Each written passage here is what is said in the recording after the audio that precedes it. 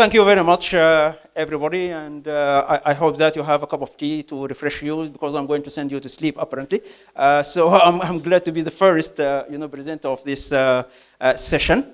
And as you can see, I will speak about, the role of the manufacturing sector in the Sudanese economy.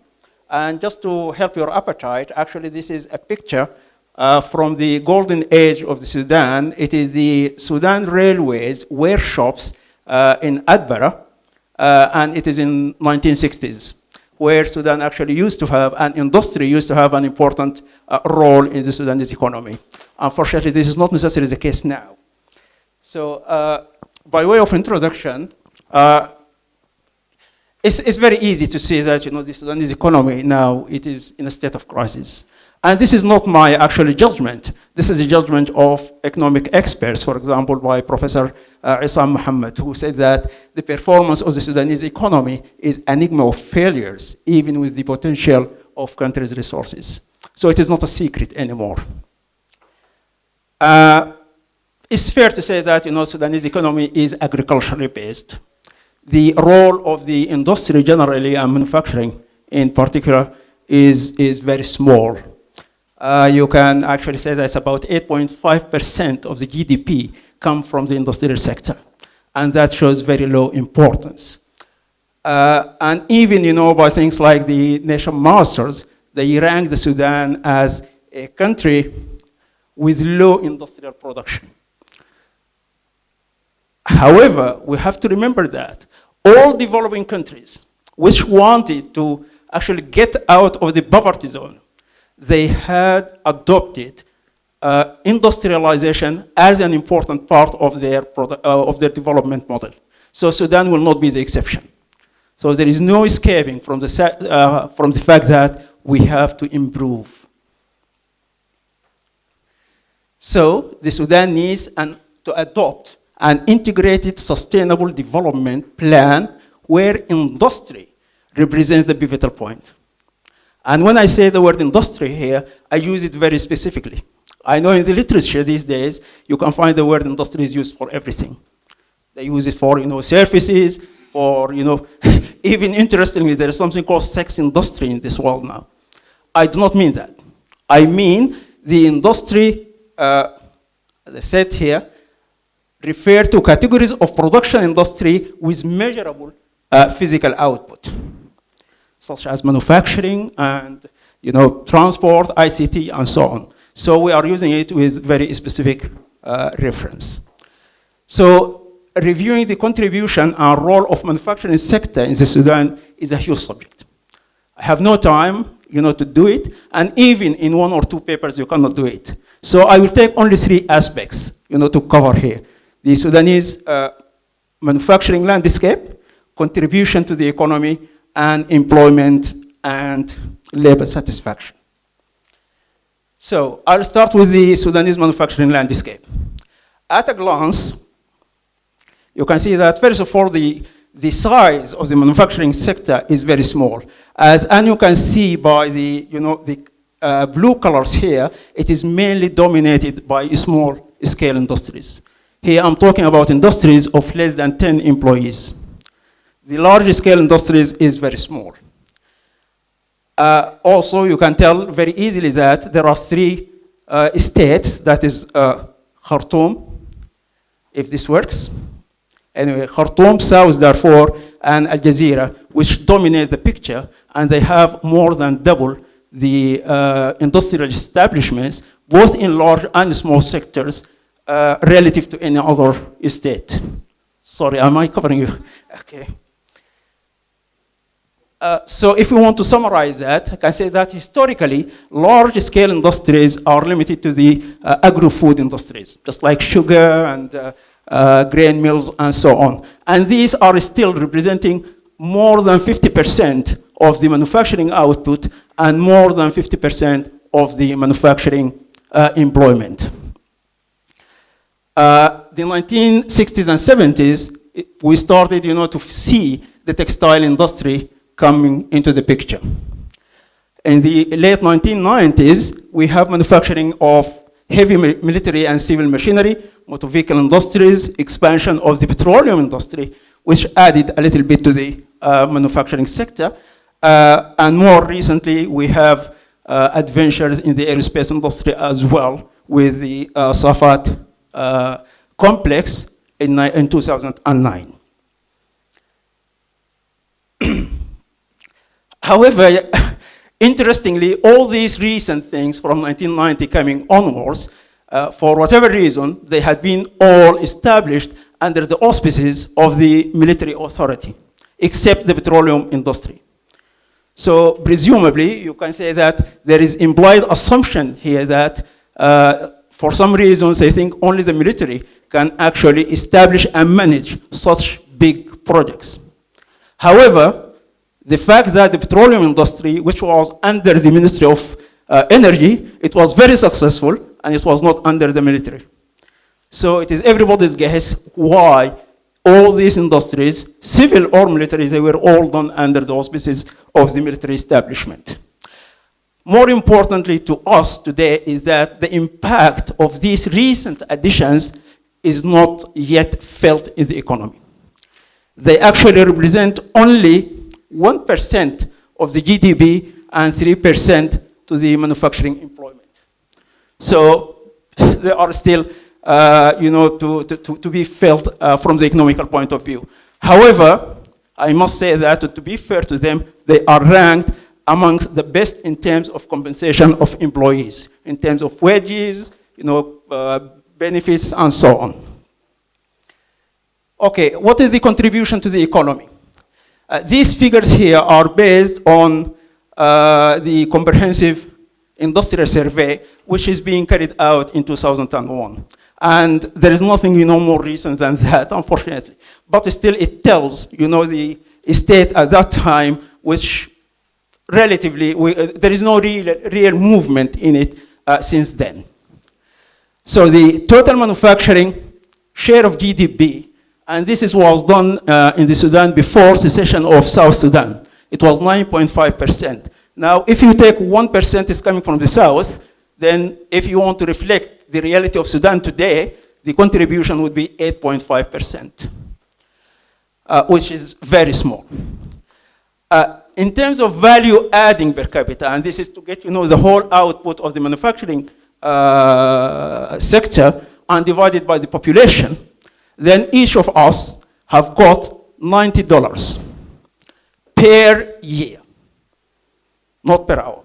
So you can compare this with a figure of 5,000 for the G7, and this can immediately tell you that it's less than 2% of the G7. It is extremely low. The largest establishments in terms of value adding, again, is big establishments of more than 100 employees. This represents 68% of the manufacturing value added, with the small scale industries contributing only 16%, whereas it's very small. However, they contribute to the overall employment of the manufacturing. So they don't have real value adding to the economy, but they can be helpful in terms of rural development. The biggest contributors, as I said before, were the sugar and grain mills, which is food technologies, with 6.1% to the GDP. If you compare this to the 8.5 of the total manufacturing, you can see the dominance of these industries. The petroleum comes as 1%. This is why I said it is not really huge.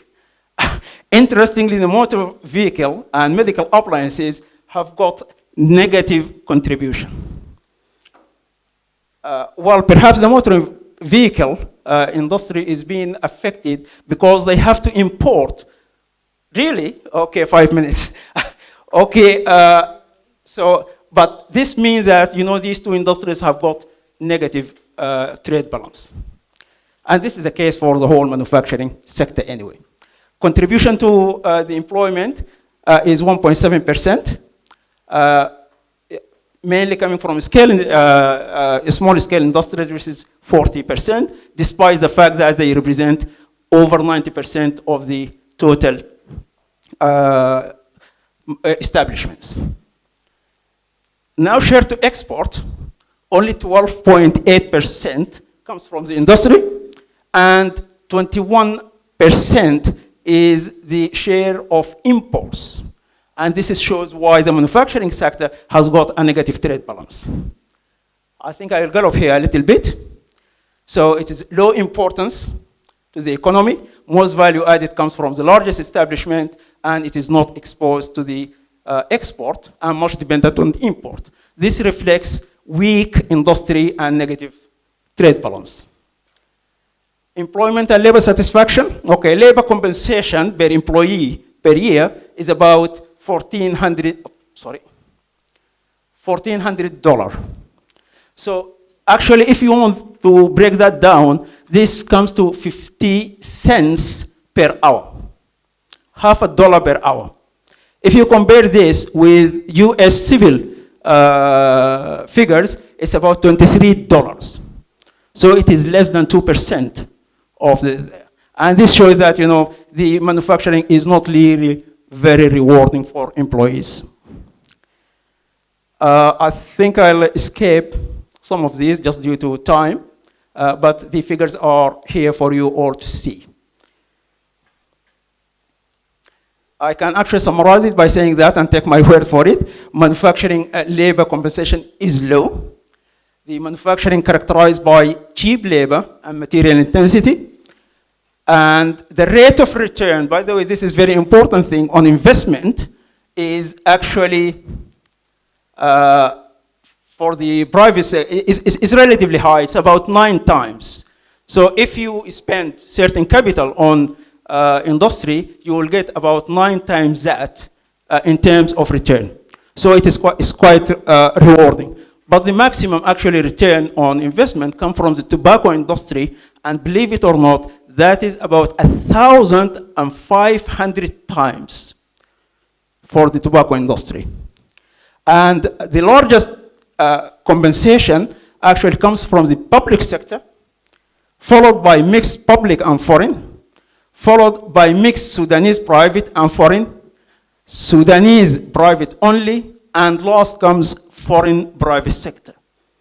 And this shows that, you can conclude from this, that public oversight is required to safeguard employees' interest. So you need some kind of policing or monitoring of foreign investment in order to safeguard the employees' interest. So general observations, Sudan is far away from having effective manufacturing sector. It lacks a strategic direction. There is no industrial strategy or industrial policy, or even industrial planning in the Sudan, which is really interesting. So effective manufacturing sector is a must-have if we want to get out of poverty zone.